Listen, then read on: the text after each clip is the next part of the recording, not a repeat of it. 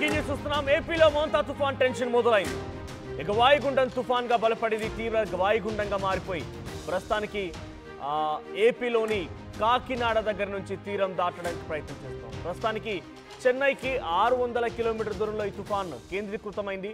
విశాఖకి 700 కిలోమీటర్ దూరం, కాకినాడకి 650 కిలోమీటర్ దూరంలో ఈ తుఫాన్ కేంద్రీకృతమైంది. రేపు ఉదయానికల్లా తీవ్ర తుఫాన్గా మారే అవకాశం కనబడుతోంది. రాత్రికి ఈరోజు కాకినాడ దగ్గర నుంచి తీరం దాటొచ్చని అంచనా వేస్తున్నారు వాతావరణ శాఖ అధికారులు. ఇవాళ కాకినాడ, కోనసీమ, పశ్చిమ గోదావరి, కృష్ణా, బాపట్ల, ప్రకాశం, నెల్లూరు జిల్లాలో అతి భారీ వర్షాలు కురిసే అవకాశం ఉంది. ఇక కాకినాడలో తుఫాన్ తీరం దాటే అవకాశం కనబడుతోంది. కాకినాడకి ఇప్పటికే ఎన్డీఆర్ఎఫ్, ఎస్డీఆర్ఎఫ్ టీమ్స్ చేరుకున్నాయి.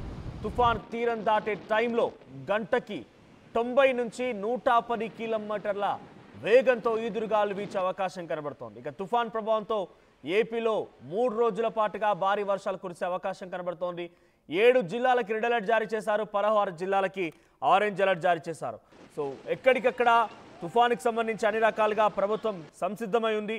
సో ప్రస్తుతానికి ఆగ్నేయ బంగాళాఖాతంలో నుంచి ఈ అల్పపీడనం వాయుగుండంగా మారి బలపడిపోయి తుఫాన్గా మారి కాకినాడ వైపుగా ప్రయాణిస్తోంది. ఇప్పుడు ప్రస్తుతానికి కాకినాడ నుంచి 650 కిలోమీటర్ల దూరంలో, అటు చెన్నై నుంచి 700 కిలోమీటర్ల దూరంలో, మరోవైపు విశాఖ నుంచి 700 కిలోమీటర్ల దూరంలో కేంద్రీకృతమైంది.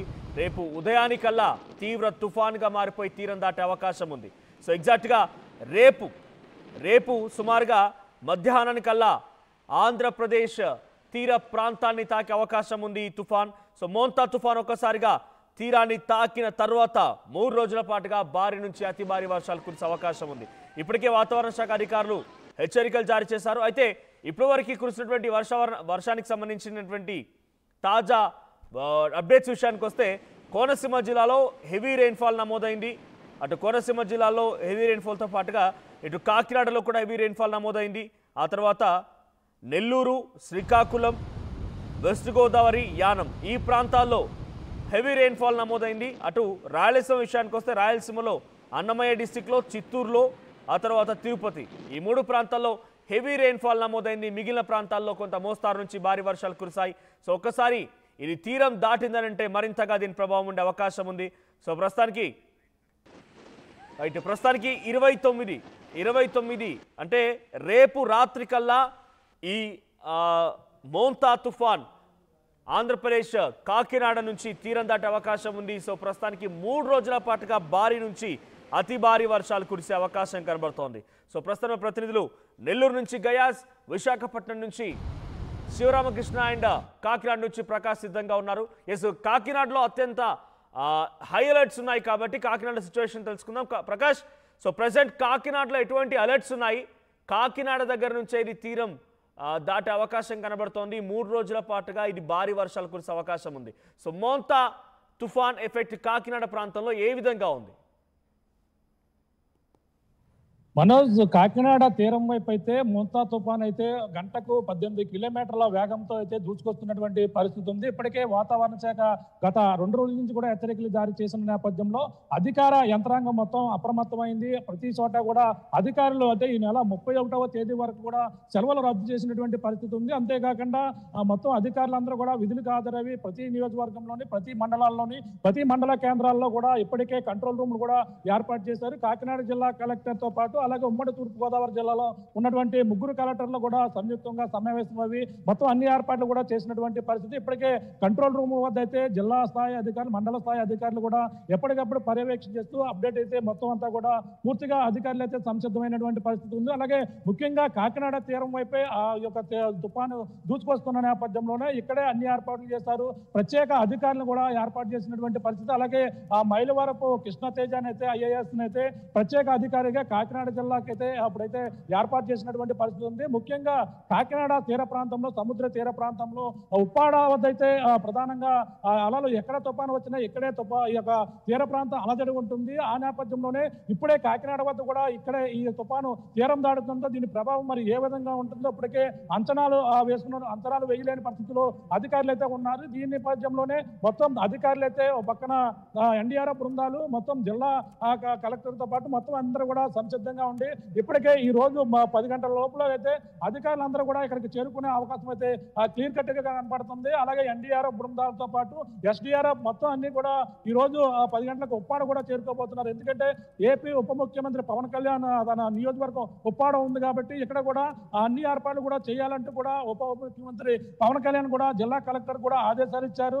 ఈ రోజు 10 గంటలకి ఏదైతే జిల్లా ఇన్ఛార్జ్ మంత్రి ఎవరైతే ఉన్నారో నారాయణ 10 గంటల 30 నిమిషాలకు జిల్లా అధికారులతో సమీక్ష సమావేశం కూడా నిర్వహించబోతున్నారు. ఉప్పాడ ఏదైతే గతంలో ఏవైతే తుఫాన్లు వచ్చే నేపథ్యంలోనే అంతే ఈ తుఫాను ప్రభావం అంటే ఉధృతి కంట ఎక్కువగా ఉంటుంది. ఆ తుఫాను తీరం దాటే క్రమంలోనే గంటకు ఏదైతే 110 నుంచి 120 కిలోమీటర్ల వేగంతో ఈదురు గాలులు వీచే అవకాశం ఉందని చెప్పి వాతావరణ శాఖ చెప్పుకొస్తుంది. ప్రస్తుతం కాకినాడకైతే 650 కిలోమీటర్ల దూరంలో ఈ యొక్క తుఫాన్ అయితే కేంద్రీకృతం అయింది. ప్రస్తుతం ఆగ్నేయ బంగాళాఖాతంలో ఈ తుఫాను ప్రభావం ఉన్న నేపథ్యంలోనే రేపు ఉదయానికల్లా తీవ్ర తుఫానుగా మారి అలాగే 28వ తారీఖు నైటు అలాగే 29వ తేదీ తెల్లవారుజామున అంటే రాత్రి సమయంలోనే తుఫాను తీరం దాటే అవకాశం ఉందని వాతావరణ శాఖ హెచ్చరికలు జారీ చేస్తుంది. గంటకు 110 కిలోమీటర్ల వేగంతో గాలులు వీచే అవకాశం ఉంది. ఈ నేపథ్యంలోనే చెట్లు సురక్షిత ప్రాంతాలకు ఇప్పటికే వెళ్లాలంటూ కూడా అధికారులు అయితే ఆదేశాలు అయితే జారీ చేసి తీరం వెంబడి ఉన్నటువంటి మత్స్యకారులందరూ కూడా వేటకు వెళ్ళొద్దంటూ కూడా నిన్న నుంచి కూడా ఆదేశాలు చేస్తారు. వేటకు వెళ్ళిన వాళ్ళందరూ కూడా నిన్న సాయంకాలంకే మొత్తం తిరిగి రావాలంటూ కూడా ఆదేశాలు అయితే జారీ చేసిన నేపథ్యంలో ఉప్పాడ తీరం వెంబడి ఉన్నటువంటి మత్స్యకారులు ఇప్పటికే చేరుకున్నటువంటి పరిస్థితి మనం చూడొచ్చు.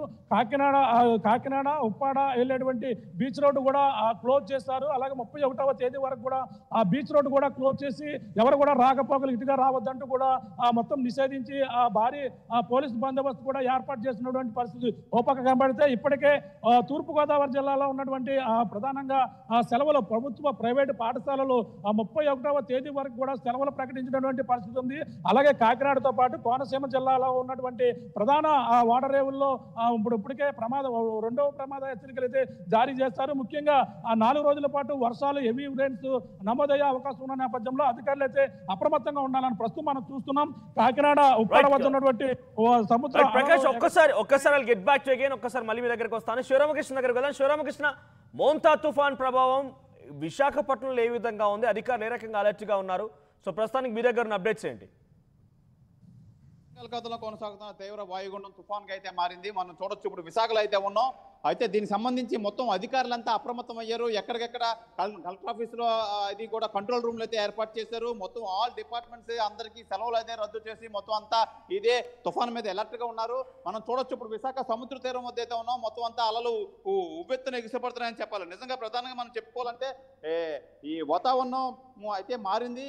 ఈ గడిచిన 6 గంటల్లో 6 కిలోమీటర్ల వేగంతో ప్రయాణిస్తున్న తీవ్ర వాయుగుండం పోర్ట్ ప్లేర్ పశ్చిమంగా 620 కిలోమీటర్లకు చెన్నైకు తూర్పు ఆగ్నేయ దిశగా 780 కిలోమీటర్లు అయితే ఉంది. విశాఖ దక్షిణ ఆగ్నేయంగా 830 కిలోమీటర్లు, కాకినాడకు ఆగ్నేయంగా 800 కిలోమీటర్ల దూరంలో కేంద్రీకృతమైంది. రాగల 24 గంటల పశ్చిమ వాయువ్య దిశగా కదులుతూ తుఫాన్గా బలపడింది.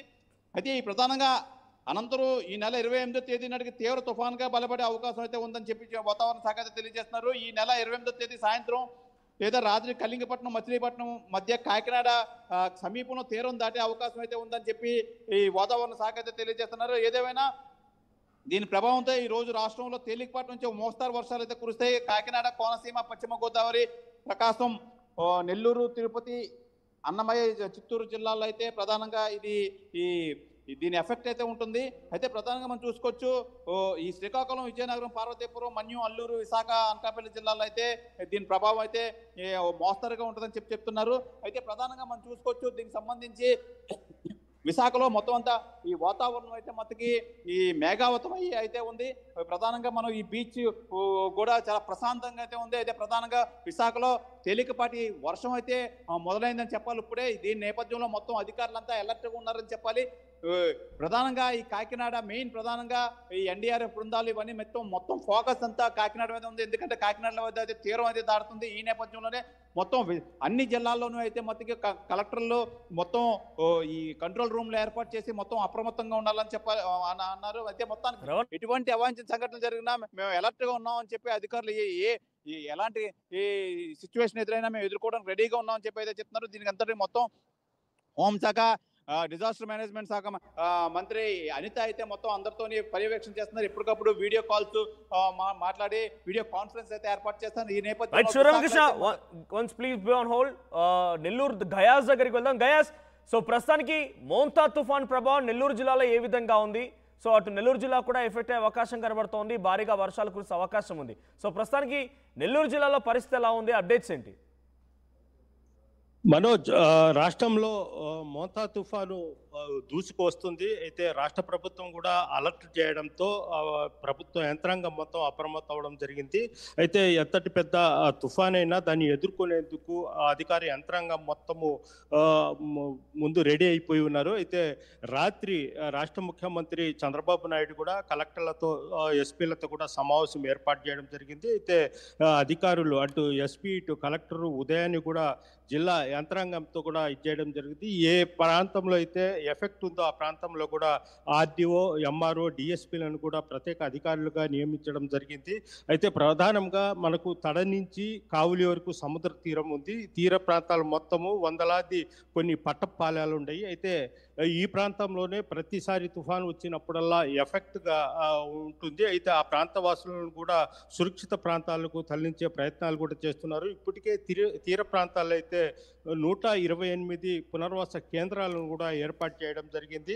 ఎక్కడ ఆస్తి నష్టం కానీ ప్రాణ నష్టం కానీ జరగకుండా తగు చర్యలు అయితే చేపట్టేందుకు అధికారులు సిద్ధమై ఉన్నారు. అయితే ఎక్కడైనా ఎమర్జెన్సీగా కరెంటు పోల్స్ పడిపోయినా, చెట్లు పడిపోయినా వెంటనే వాటి యుద్ధపాధికమైన మరమ్మతులు చేపట్టేందుకు కూడా సిద్ధమై ఉన్నారు.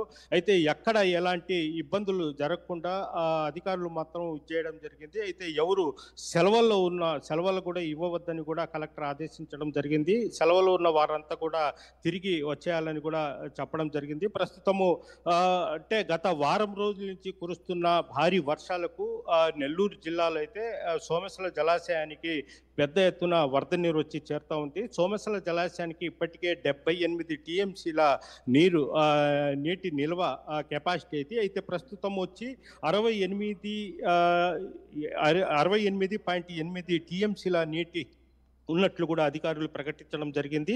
కర్నూలు, కడప ప్రాంతంలో హెవీగా వర్షాలు కురుస్తుండడం వల్ల పై ప్రాంతాల నుంచి 52,400 క్యూసెక్కులు వరద నీరు జలాశయానికి చేరుతుంది. దీంతో జలాశయానికి ఎప్పటికైనా ప్రమాదం అని అధికారులు 63.450 క్యూసెక్కులు నీటిని సముద్రంలోకి వదిలేయడం జరిగింది. అందులో 500 క్యూసెక్కులు కళ్ళేరు జలాశయానికి కూడా వదిలేయడం జరిగింది. Manoj, right, thank you Gayas. So Kakinada దగ్గర నుంచి ప్రకాష్తో పాటుగా మరికొంత